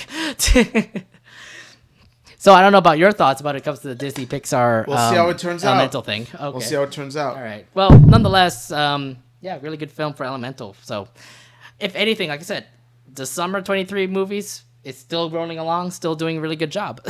Maybe it started off weird with Fast X and Little Mermaid, but we still ended up picking up really good films on the way. Oh wait, we actually do hit up a low here. Ruby Gillman, Teenage Kraken. That movie came out from DreamWorks. I didn't even see it. I watched Ruby Gillman. That was definitely one of DreamWorks' worst movies. Like, it didn't feel like what DreamWorks made. Like, you made Puss in Boots before Ruby Gillman, and you made The Bad Guys before Ruby Gillman. Before Puss in Boots, and both of those movies were stellar. But Ruby Gillman came out. This feels like it's a rush teenage rom-com, and I was like, "What is this?" It's honestly like the only thing that really interests me about Ruby Gillman is Chelsea. She's the mermaid. Yes, I know. Not only that, she's a satire of an evil mermaid. I love what they were trying to compare here. Little Mermaid. Yeah. So it's like, it's like DreamWorks is saying like, oh, you're making a live action Little Mermaid. We'll make an animated Little Mermaid, but this time the mermaid is the antagonist.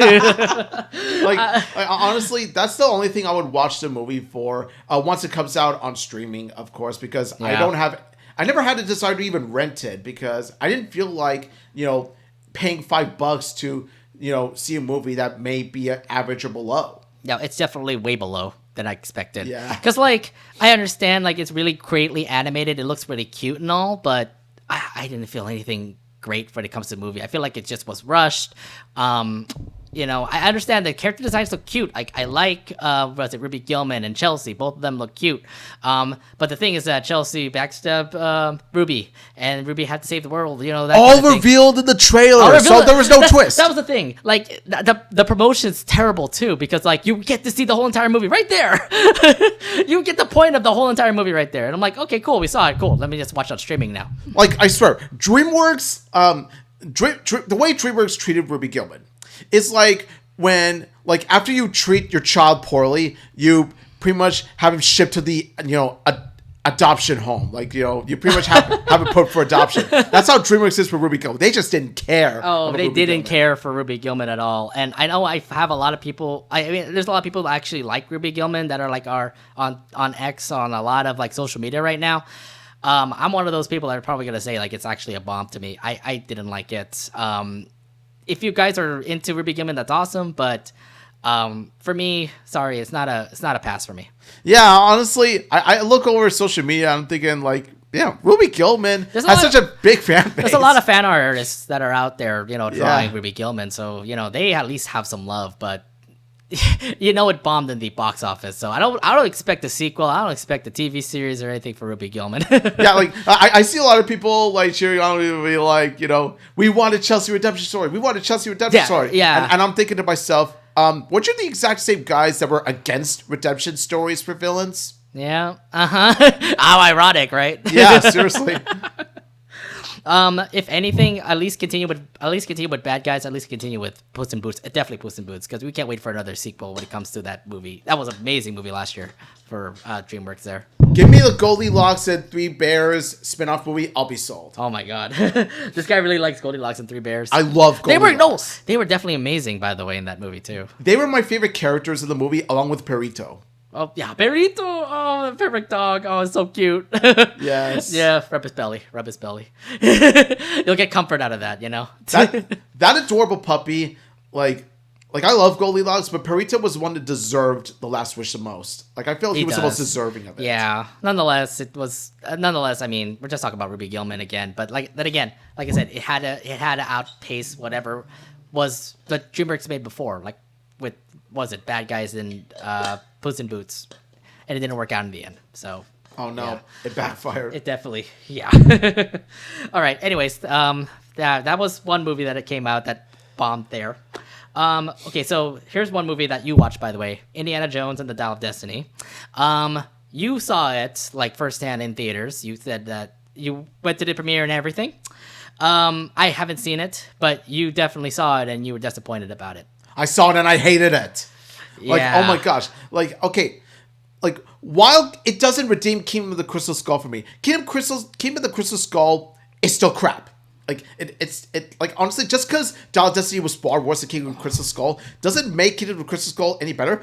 I would rather watch Kingdom of the Crystal Skull on a, entire week loop. Like, pretty much like, Kingdom of the Crystal Skull over and over again than ever watch, Dial of Destiny again. It was so piss poor. Oh my god, that's already a lot of like words that came out of your mouth that pretty much said like it was a bad movie. Like, oh my god. Like, okay, so were your expectations high, considering that Indiana Jones was like an amazing like movie? I mean, the first three movies were great. Then the Kingdom of Crystal Skull was the fourth movie with Shia LaBeouf. That one was okay-ish. I don't know if it was that great. It was bad. It was bad. Okay, you thought it was bad. I thought it was okay-ish. But then you went hard on that new Indiana Jones movie. Dial of Destiny, like, the plot is so convoluted, like, and the Indiana Jones, like, this grumpy old man Indiana Jones, that is not the Indiana Jones that I knew and loved for, like, the first three, or hell, even 4 movies. Like, in those movies, like, Indiana Jones had that spunk, he had that, hunger for adventure. He was so driven. He was so, determined to get the treasure. Whereas in Dial of Destiny, he's like this, like, I swear, they gave Indiana Jones the personality of Mr. Grouse. Oh, really? So he's like an old cranky grandpa or something? Yeah. Oh, no, that's not what I wanted to see. Yeah, and not to mention the chemistry between Indiana Jones and his female companion, like the female lead in Indiana Jones Dial of Destiny, I did not buy one bit. I didn't buy a single bit. Like, she is slightly better than Willie, but not by much. It's just like there's there's this constant bickering and arguing just for the sake of it, and whenever scene that they're in, it just doesn't feel like you don't buy the fact that they're friends or anything like that. Right. Because she constantly betrays her from time to time. Well, nonetheless, I wasn't looking forward to Dial of Destiny. I know that it was supposed to be an Indiana Jones film. Heck, we even saw like previews of the Indiana Jones film in D23 last year. I remember that. Yeah, so the costumes that they were working on look great, but then when you look at it in the film, it was definitely different, and in your case, yeah, definitely really different. Yeah. So to say the least, Omid just hates it. I haven't seen it, and I don't plan to actually watch it after what I've seen there. So yeah. I just saved you guys money. You're welcome. It's on Disney. He might be on Disney Plus soon. So who knows? I might check it out. Who knows? I just saved you 2.5 hours of your time. You're welcome. All right. So there's that. I think we could skip over Mission Impossible: Dead Reckoning. I don't think we watched both. We both watched that, did we? I watched Mission Impossible: Dead Reckoning. So your thoughts on Mission Impossible: Dead Reckoning? I know that's part 1. There's a part 2 coming out in the future, but it's supposed to be the last like Mission Impossible movie that Tom Cruise will be in, or Dead Reckoning Part 2 is going to be it's going to be it from what I've heard. Good. So. I know that there's so many Mission Impossible movies. Yeah. Like I love the Mission Impossible movies, well, most of them, and Dead Reckoning Part 1 proves to be one of the best. Really? Okay. So, like, how would you rate it then? I would rate it a 8 or 9 out of 10. Well, that's crazy. Okay, if you rated 9 out of 10, that Yes. tells you that it's like really like not stellar like 10 out of 10, but it's like still in that really good range then. So what makes it like better than the rest of the Mission Impossible movies? Another like trick that another stunt that Tom Cruise had to do. Oh yeah, that stunt he pulled off in flying colors. And honestly, the one where he falls off the mountain, like that stunt right there. That was a stunt? Oh, that was a real thing? It was a real thing. Oh shit! Okay. Well, then again, he hanged on a plane while it's flying. That was crazy. And also, of course, like the plot itself, like each action sequence is so intense, and you're just left at the edge of your seat thinking, what's going to happen next? What's going to happen next? And oh my god, are they going to make it out alive? But in some way or another, they managed to crack the code or managed to get themselves out of death and danger and all this stuff. I'm just thinking, yeah. Like Mission Impossible continues to be such an iconic series. You know what though? Series. Simon Pegg is still in that film, so I'm pretty happy seeing a comedy relief guy over there. And let's not forget the man himself who played Marcellus Wallace in Pulp Fiction, Ving Rhames. Yeah. Oh, and also he was Cobra Bubbles from Lilo and Stitch. That's right. He's in the movie too. So Ving Rhames has been in a lot of good stuff. Well, I mean, I haven't seen Mission Impossible yet, but I have to check it out now because of that. So his recommendation, by the way, everybody, watch Mission Impossible. Watch Mission Impossible Ghost Protocol because apparently it's good. Dead Reckoning. Dead Reckoning. Ghost Protocol was the one before that, right? It was Rogue Nation or something. Oh, yeah. See, I've been losing track of Mission Impossible movies now. Oops. But at least you caught up with it, so that's good. Yeah. What's next over here? Oh, let's go straight to what we thought was the best weekend overall. It is called Barbieheimer Weekend. Yes. So there's a reason why I'm wearing this right now. Okay, it's not to represent Anne Boon Choi. Okay. Yes, I know. Sure it's the fire, it's the pink, and everything. But here's a story about why fire and pink. Yeah, fire from Oppenheimer. I saw you though. You represent both movies. Yeah. So what happened was that when we actually did have a Barbieheimer weekend where we were actually watching Oppenheimer and Barbie at the same time. I was watching Oppenheimer first with a friend, and then after that we were gonna watch Barbie. When we watched Barbie, everybody was wearing pink. The whole group was wearing pink. My friend actually did have some clothes to make him wear pink, but then I didn't have anything. So I was actually wearing gray and black to represent Oppenheimer. Yes. And then everybody called me out because of that. I'm like, oh yeah, fine. Yeah, I didn't wear pink. Blah, blah, blah. So I went into the Barbie movie wearing like gray and black jackets and stuff like that. And then I get called out for that. And I'm like, yeah, I totally don't fit that. So yeah, I mean, I should have actually worn pink for that Barbie movie. I should have actually kept my like Anne Boon Choi shirt on just to, represent Barbie. That's the only pink shirt I have. So it's like, should have done that. Yeah. Missed opportunity. So let's actually start off with Oppenheimer. Because that's the first movie I saw. It's kind of crazy because me and my friend Justin, we both of us watched it in XD. The sound was just amazing, by the way. So you can actually hear the full explosion boom come out of nowhere. Yeah, and then like all the special effects that came out for that movie was just like amazing. We didn't watch it in 70mm, which I wish I could have seen it in 70mm. I saw it in 70mm with my friend Greg, and let me tell you, it is an experience. Is it IMAX though?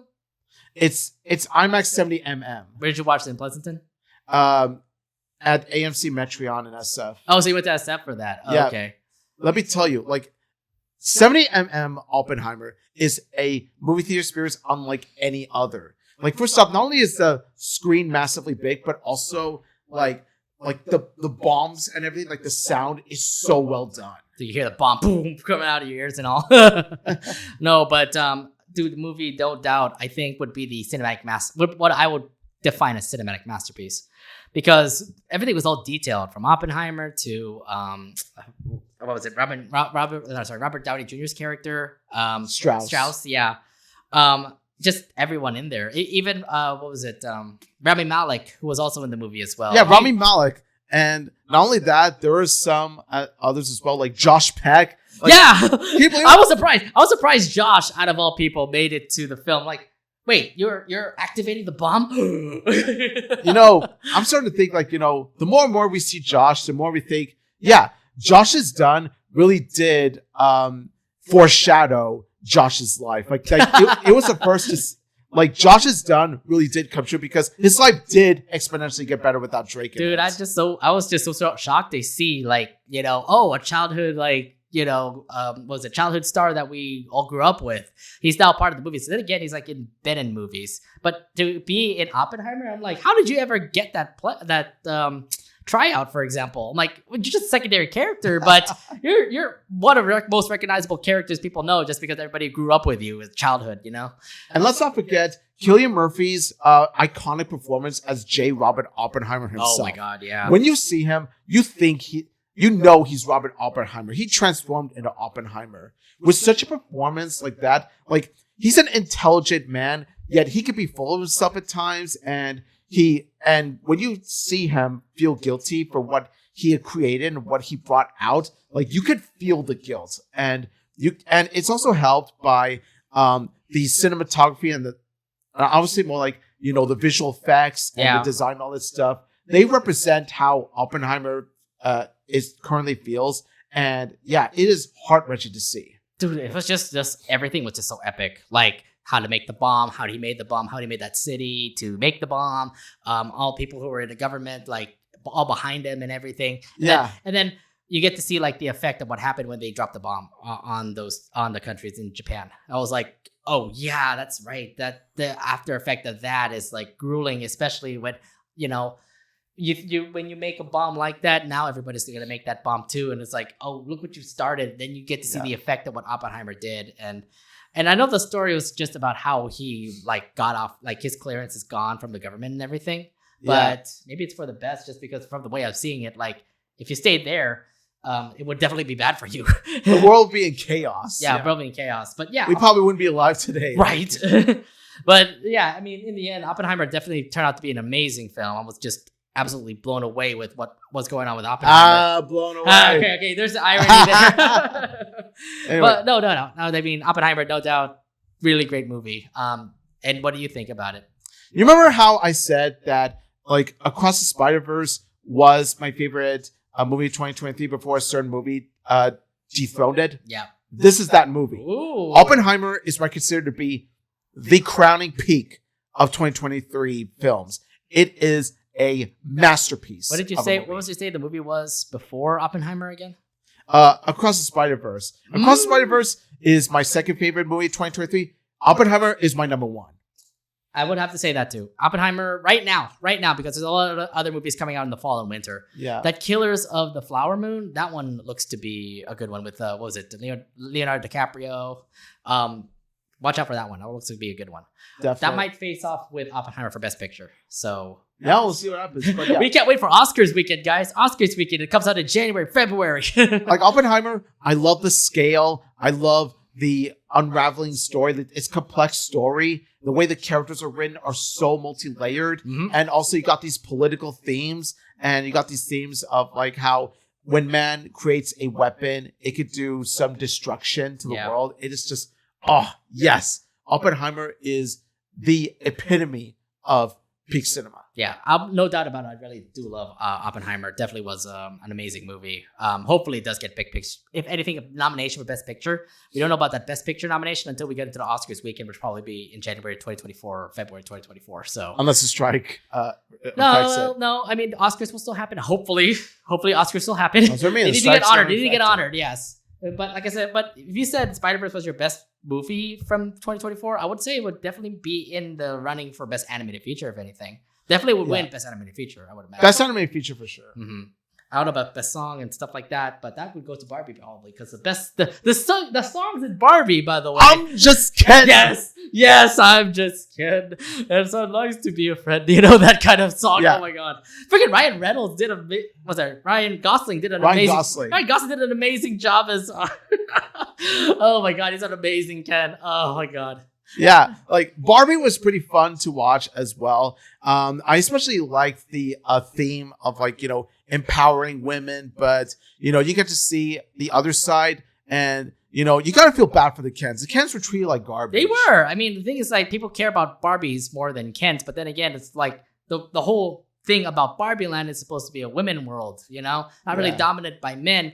Which made sense when, in the end, when like Ken got influenced by so many like manly things happening in the real world, he came back to Barbie Land, and wanted to make it Ken Land now or something like that. I was like, holy shit! There's like so many like manly things. It's something about horses and things like that. Oh my god, dude! I didn't expect Greta Gerwig to actually make a film like that. Like, it's great to see that it's supposed to be about empowering women and things like that, which is a great like reflection of like what Barbie is, what the Barbie movie looks like. That Barbie could be anything. Barbie could be like, you know, a nurse, a baseball player, you know, anything in business, etc., etc. But yeah, I was just like shocked. I mean, that was the point of the movie, which was great. But then you also get to see like all the funny bits that also happened in the movie as well, like Alan. Yes, Alan is best character. I stand Alan. Like honestly, like some people are Team Barbie, some people are Team Ken. I'm just like, I'm Team Alan. Oh yeah, Alan's just there. Alan's just there. Like he's the only Alan there. He's like the single odd man out, and I just love him for it. I'm just like, oh yeah, Alan's just there. He's just a random guy. I don't know what, but I feel like everybody in that movie definitely did an amazing job. Margot Robbie, perfect Barbie. We got to see Ryan Gosling. He's an amazing Ken. Simu Liu, who was in the movie, he was a great Ken as well. Oh, even the CEO, Will Ferrell. He was, I don't know, Will Ferrell was pretty. I don't know what's going on with Will Ferrell, but he likes to rule over toys. You know, he was in the Lego movie. Now he's in Barbie. Yeah, he was pretty funny as the CEO of. Oh yeah, that's right. The CEO of. CEO of Barbie. Dude, that one line from that one girl though. Something about a fascist. I was like, what? We put that in a Barbie movie. I'm like, what? What else I like about Barbie is that it tackles existential crisis. Yeah. Like you see Barbie trying to like question like where her purpose and all that. Yeah. And that theme carries through all the way to the movie. It was just like, oh my god, I don't know. You never expected like these things out of all places come out for this Barbie movie. So I was surprised overall. I was like amazed, happy with everything. Dude, John Cena was in the movie too. Come on now. Yeah, John Cena was a Ken also. Yeah, I was like, what the fuck is going on here? He was Aqua Ken. It was great. It was straight up ridiculous, but it was in a great, ridiculous, funny way. I thought it was a really fun movie overall. Barbie, not gonna lie, like the weekend, no doubt, was just amazing, but Barbie was a top film as well. Maybe like 9 out of 10 top film versus like the 10 out of 10 Oppenheimer. But I have to say this though, Barbie definitely was an entertaining film, and I really was enjoying every single second of like what Barbie was. And I know it's gonna be on Max soon, so I have to watch it there. But yeah, it was. I don't know what they were planning with Barbieheimer, but both movies came out in the same weekend, and both movies succeeded because we now know Barbie is currently like the top grossing movie right now this year. And then you also get to see Oppenheimer is also being like a top, you know, grossing movie as well. It did outbeat Mario Brothers movie, by the way. So nothing against the Barbie movie. I give it an 8 out of 10. But yeah, when I heard it beat Mario, I felt defeated. I felt so defeated, man. Everybody grew up with Barbie too, so you're facing off with Mario versus Barbie. I'm like, a lot of people play video games. People play with girls play with dolls. So I would imagine girls out of all places. Meanwhile, boys play video games. Yeah, boys play video games, and they watch the Mario Brothers movie. While all the girls were watching Barbie, and I watched Barbie. Heck, I wanted to check it out myself. And in the end, it turned out to be a really good movie. Yeah, like, but I gotta say, GG Barbie, but. You shouldn't have been the iconic plumber, though. Oh, really? Really? I think it deserved it, to be fair. Really? I think it deserved it, yeah. Okay, pink boy. I would say I would say it was much better than Mario movie. I'm sorry. Yeah, to be expected from a guy who wears a pink shirt. I mean, I did praise the fact that the Barbie movie was great. I could have watched it like 2 or 3 more times, but you watched your Mario movie like 10 times or something like that. Make it 5 times in theaters and then like 3 times at home. Nonetheless, it still like outbeats. I don't know. This guy watched way too much Mario movies, and I watched Barbie, and I thought Barbie was way better than Mario movie to me. Hey, to each their own, I guess. To each their own, but I know that you're gonna probably be like, Nate, why are you not picking Mario? Why not this team? Nah. Hey, all your Mario fans, comment below. You can't beat Greta Gerwig. She's a great director. And you can't beat Jack Black as Bowser. Okay, still, but they have their moments. But overall of a movie, definitely Barbie beats it for sure. Hey, I mean, like, that's Kenuff for now. We're all Kenuff. Yes, Kenuff. We're all Kenuff. No, I should get that. I should get that sweatshirt. I'm Kenuff or something like that. I'm Kenuff too. Like we're all Kenuff here. Oh my god! You can buy it on you can buy it at the Mattel store. By the way, you can buy that sweatshirt at the Mattel store. Yeah, they got like Barbie movie merchandise. I know. I really do want to get out that thing. But yeah, actually, like unlike most others, I didn't see Barbie and Oppenheimer the same day. I actually saw on different days. Oh, really? You were in the same weekend? We both did a double feature. I did a double feature on one day. Yeah, I didn't do double feature. I did see both movies on the same weekend. Well, nonetheless, I mean, they'll both be good movies, and hopefully they both get to the Oscars. It'd be funny if Barbie does make it to the Best Picture Oscar. And I'm like, no. I know Oppenheimer's going to win it. Hands down. But I just hope Barbie actually does make some Oscar wins. Maybe Best Song. For I'm Just Ken. I'm pretty sure they'll win Best Song for Come from someone who could sing Peaches all day. I love Peaches, but I'm Just Ken, right. though. Everybody's just like going for Jack Black's Peaches, but then... The reason why I'm Just Ken is good. I'm Just Ken is a good song. No, see, the reason why I'm Just Ken has a higher chance of winning over Peaches is because I'm Just Ken is much longer. Yeah. Whereas Peaches is more shorter. It's shorter. Yeah. So. Nonetheless, I mean, hopefully both end up doing a great job in the Oscars. Yeah. All right. We'll continue on with more movies here. Okay, I think we're almost done with the movies that we said here. Oh, wait, I forgot. Your thoughts on The Flash? How to describe The Flash? It's a movie I enjoyed seeing at first, but the more and more I saw it, the more I realized,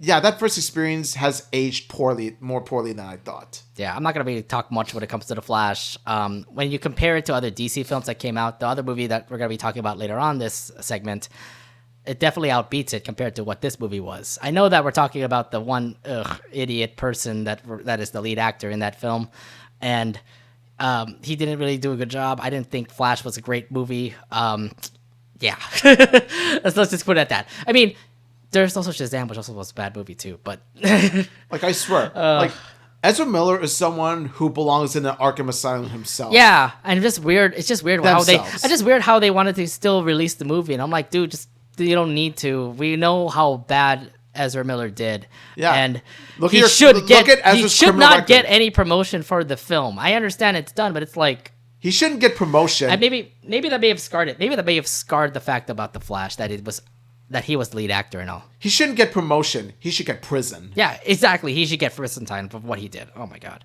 Anyways, yeah, Flash is done. There's other two movies that we could also bring up. Haunted Mansion. Have you watched that, by the way, Haunted Mansion? Surprisingly, I haven't. I actually haven't, but I aim to see it at Disney Plus. Yeah, that's not bad. I mean, Haunted Mansion, I would say it was an average movie. I wouldn't say it was a stellar movie or anything like that. This is just more towards the nostalgia version of me, like really loving the fact that I love the ride. I rode the ride a lot. It was a fun ride, and trying to get like the comparisons between what the hallways look like with all the things that are portrayed in the Haunted Mansion movie compared to the ride and everything. So I'd say it's a fun ride. But not like the best movie I've seen. But it's just more for the nostalgia of me just saying like, hey, I love Haunted Mansion. I rode Haunted Mansion.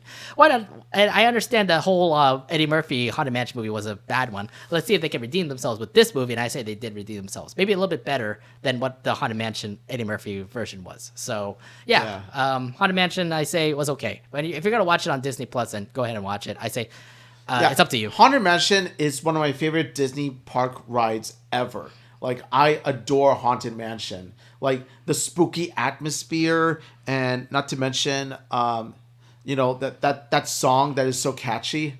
Oh, Grim Ghosts. Grim and Ghosts. Grim Ghosts, we're up to socialize. Yeah. Yes.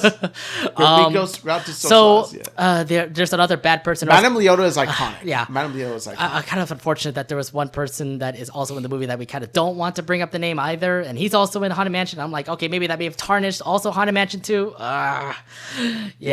don't talk to him. Mr. Leto. God damn it. Yeah, and he's the Hatbox Ghost. Fuck. He's iconic. He's so iconic in the ride, not the actor. Yeah. Like, honestly, and this is the same guy that played the worst Joker ever, so take that for what it is. Yeah, I don't know what's happening. Because, like, great movies, but there's not great movies. Because you have other people that are also in the back and all, so it's like, makes it gross. Yeah, like, I'm noticing a trend of movies starring terrible people. Yeah, that's just unfortunate and all. All right. Besides all those movies, we have three more movies that we can also talk. They're going to be talking about in this segment. Let's talk about this movie in particular, Teenage Mutant Ninja Turtles: Mutant Mayhem. You said you haven't seen that movie, by the way. I haven't seen the movie, and the thing is, okay, here's a little confession. I've never watched, anything Teenage Mutant Ninja Turtles related. I'm not that. Not even a 90s TMNT, not even the Foxbox TMNT, or even the Nickelodeon TMNT. I do see its appeal. Don't get me wrong. I see the appeal of Teenage Mutant Ninja Turtles. I just never got around to watching any of the movies or shows or anything like that. Okay, I'm not gonna lie to you. The shows have been good. I mean, Nickelodeon one was actually not bad. I did kind of fall off of that a little bit.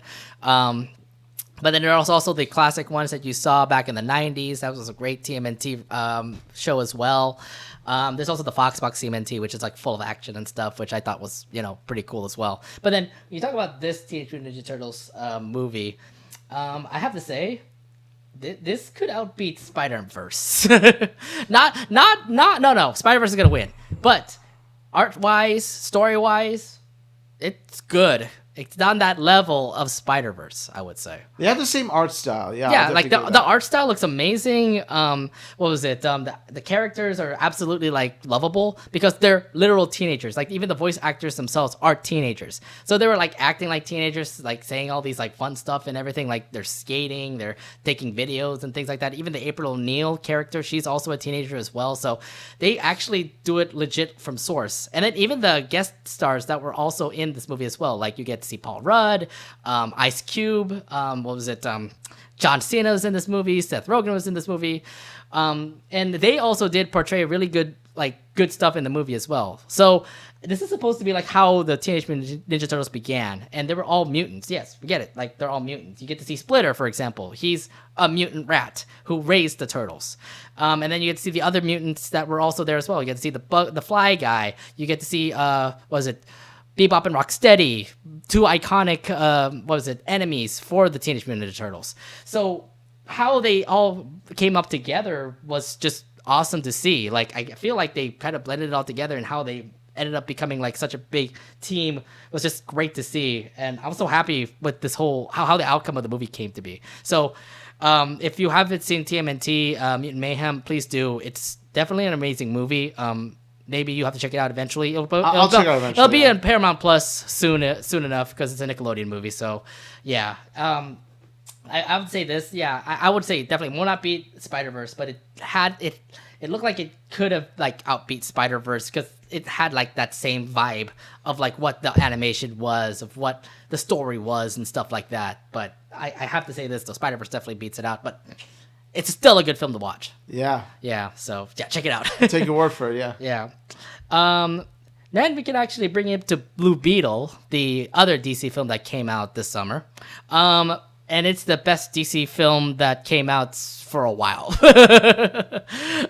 Because all the other DC films that came out, like Shazam and what was it? Oh God! Don't get me started on Shazam 2. That was dreadful. Yeah, I'm just saying right now, this is that best DC film that they have right now. Oh yeah, definitely. Yeah. Like the main character was so likable. Like, he wants to help his family out and all that stuff. And when he gets the Blue Beetle powers, he uses them for good. And also, his sister was really fun to watch. Oh yeah, his sister's hilarious. Quite possibly my favorite character of the movie. How about Susan Sarandon being like the antagonist in the movie? The way I describe the villain of the movie is is Sigourney Weaver if she had a personality of Elon Musk. Pretty much, yeah. But I feel like she's more evil than Elon Musk right now. And not very likely, honestly. I don't know. But she definitely had that vibe of an antagonist. And I'm like, wow, Susan Sarandon, I know you've been in acting for so long, and you end up doing a really good job of being an antagonist. And also what makes it iconic is the heartwarming message of family. That too, yeah, with everybody there too. Yeah. Oh, also George Lopez definitely was a great actor. George Lopez, yes! What you do to the taco? Hey, him being in the movie was Tu Destino! Oh my god, yeah. It's Casa Grandes, I know. Yes. Yes, he's George Lopez. George Lopez was in the Casa Grandes as well. But, he does a really good job being their uncle and all. So he really does. Yeah. Just the story was just so good, too. To introduce Blue Beetle, having him adapt to the Blue Beetle and everything. So, yeah. I have to say, definitely a great movie. Definitely a great movie. I would say average movie, like 7 out of 10, if you want to put it on that kind of scale. 7.5 or 8. 7.5. Yeah, something around there. Yeah, it's still a good movie. It's not like the best movie like Guardians of the Galaxy right now when it comes to superhero movies. Oh, not close. Not even close. Yeah, exactly. So I have to say, like, if this is a way of how DC could like recover from like all the bad movies that they have, maybe it could be a good thing for them. But who knows? We'll see. Then we have the last movie, which we both watched. I think you watched Gran Turismo, right? I watched Gran Turismo, okay. Yeah. So,